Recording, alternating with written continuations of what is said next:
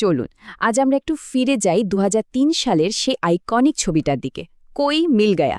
এটা আসলে এমন এক বন্ধুত্বের গল্প যা দুনিয়ার সব সীমানা ছাড়িয়ে গিয়েছিল। এই পুরো গল্পটার মূলে কিন্তু আছেন একজন মানুষ, আর তার একটা অটল বিশ্বাস। তিনি বিজ্ঞানী ড সঞ্জয় মেহরা।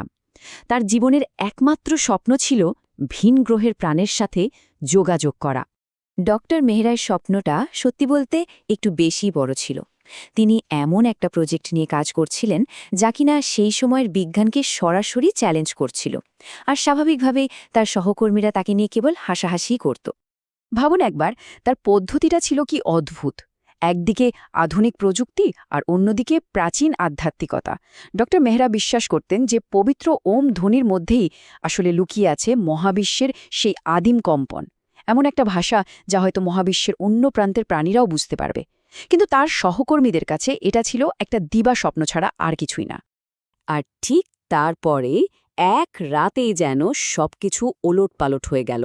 বহু বছরের চেষ্টার পর তার মেশিনটা হঠাৎ মহাকাশ থেকে একটা সিগন্যাল ধরল। কিন্তু তার জীবনের এই সবচেয়ে বড় আবিষ্কারের মুহূর্তেই ঘটল এক ভয়াবহ ট্র্যাজেডি। একটা গাড়ি দুর্ঘটনা শুধু তার জীবনে কেড়ে নিল না, তার স্বপ্নটাকেও যেন চিরদিনের মতো থামিয়ে দিল। বাবার সেই স্বপ্নটা তো অসমাপ্তই থেকে গেল, আর তার ভার অজান্তেই এসে পড়ল তার ছেলের রোহিতের উপর। যদিও রোহিত এসবের কিছুই জানত না, ওর লড়াইটা ছিল একদম অন্যরকম, অনেক বেশি ব্যক্তিগত। ওই যে সেই ভয়ঙ্কর রাতটার কথা বললাম, সেই দুর্ঘটনা রোহিতের জীবনে একটা গভীর দাগ কেটে দিয়েছিল। গর্ভে থাকার সময় মস্তিষ্কে আঘাত লাগার ফলে ওর মানসিক বিকাশটাই একরকম থেমে যায়। ডাক্তারি ভাষায় একে বলে গ্লিওসিস। ফলাফলটা কি হলো? রোহিতের শরীরটা বড়দের মতো হলেও তার মনটা কিন্তু একটা শিশুর মতোই রয়ে গেল। ওর জগৎটা ছিল খুব সাধারণ, খুব নিষ্পাপ, কিন্তু বাইরের পৃথিবীর চোখে ও ছিল আলাদা, অস্বাভাবিক। রোহিতের এই একলা জীবনে ঠিক যেন এক ঝলক তাজা বাতাসের মতো এলো নিশা। আর বন্ধুত্বের উপর ভরসা করেই একদিন রোহিত নিশাকে তার বাবার সবচেয়ে বড় সিক্রেটটা দেখিয়ে ফেলল। সে ধুলোয় ঢাকা কম্পিউটার, যা বছরের পর বছর ধরে চুপ করে পড়েছিল। ব্যাপারটা কিন্তু পুরোটাই খেলার ছলে হয়েছিল। ওরা দুজন মিলে কম্পিউটারে এমনি একটা সুর বাজাচ্ছিল। ওরা টেরও পায়নি যে তাদের এই সাধারণ খেলায় বহু বছর ধরে ঘুমিয়ে থাকা একটা যন্ত্রকে জাগিয়ে তুলেছে। আর ডক্টর মেহরার সেই পুরনো সিগন্যালটাকেই আবার মহাবিশ্বের দিকে পাঠিয়ে দিয়েছে। কিন্তু ওই নিষ্পাপ সুরের ডাক মহাবিশ্বের অন্য প্রান্ত থেকে কেউ একজন শুনেছিল, আর সেই সংকেতের জবাবেই পৃথিবীতে ঘটল এক অভাবনীয় ঘটনা। ঘটনাটা শুরু হলো অদ্ভুতভাবে। হঠাৎ করে পুরো শহরে বিদ্যুৎ চলে গেল, আর ঠিক তখনই কাসাউলির আকাশে দেখা গেল এক বিশাল মহাকাশযান।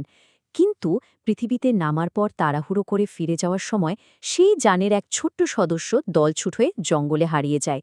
আর তাকে খুঁজে পায় রোহিত আর তার বন্ধুরা। ভালোবেসে ওরা তার নাম রাখে জাদু। ওরা খুব তাড়াতাড়ি বুঝে গেল যে তাদের এই নতুন বন্ধু মোটেও সাধারণ কেউ নয়। তার মধ্যে আছে এক আশ্চর্য ক্ষমতা, আর সেই ক্ষমতার উৎস সূর্যের আলো। রোহিতের এই যে নিঃস্বার্থ ভালোবাসা, এই যে যত্ন, জাদুয়ের প্রতিদান দিল। নিজের আশ্চর্য ক্ষমতা দিয়ে ও রোহিতের জীবনটাকেই আমূল বদলে দিল। আর এখান থেকেই শুরু হলো এক অবিশ্বাস্য পরিবর্তনের গল্প। একবার ভাবুন, যে ছেলেটা ক্লাসে একটা সোজা প্রশ্নের উত্তর দিতে পারত না, সেই রোহিতই এখন তার টিচারকে বোঝাচ্ছে যে মানুষের মগজ কম্পিউটারের থেকে কতটা শক্তিশাল। জাদুর ক্ষমতা শুধু ওর বুদ্ধিকেই বাড়িয়ে দেয়নি, ওকে দিয়েছিল আত্মবিশ্বাস আর নিজেকে প্রকাশ করার সাহস। আর এই বদলটা কিন্তু শুধু ক্লাসরুমেই আটকে ছিল না। বাস্কেটবল কোর্টে যারা ওকে জীবনভর উত্ত্যক্ত করেছে, সেই তাদেরকেই রোহিত এক রুদ্ধশ্বাস ম্যাচে হারিয়ে দিল। এটা শুধু একটা খেলার জয় ছিল না, এটা ছিল রোহিতের নিজের সম্মান ফিরে পাওয়ার মুহূর্ত। কিন্তু এই স্বপ্নের মতো সময়টা খুব বেশি দিন টিকল না। বাইরের দুনিয়া, বিশেষ করে সরকারি লোকেরা যখন জাদুর কথা জানতে পারল, তখনই রোহিতকে তার জীবনের সবচেয়ে বড় পরীক্ষার মুখোমুখি হতে হল। সিদ্ধান্তটা রোহিতের জন্য যে কি ভীষণ কঠিন ছিল। একদিকে তার প্রিয় বন্ধুকে বাঁচানোর প্রশ্ন, আর অন্যদিকে এই যে সে একটা স্বাভাবিক জীবন পেয়েছে, সম্মান পেয়েছে, সেই সব কিছু হারানোর ভয়। বন্ধুকে বাঁচানো মানেই আবার সেই পুরনো অসহায় রোহিত হয়ে যাওয়া। শেষ পর্যন্ত রোহিত কিন্তু বন্ধুত্বকেই বেছে নিল। নিজের সবকিছুকে বাজি রেখে বন্ধুদের সাথে নিয়ে ও একরকম অসম্ভবকে সম্ভব করে ফেলল। সমস্ত বাধা পেরিয়ে জাদুকে উদ্ধার করে ও নিরাপদে তার গ্রহে ফেরত পাঠাল।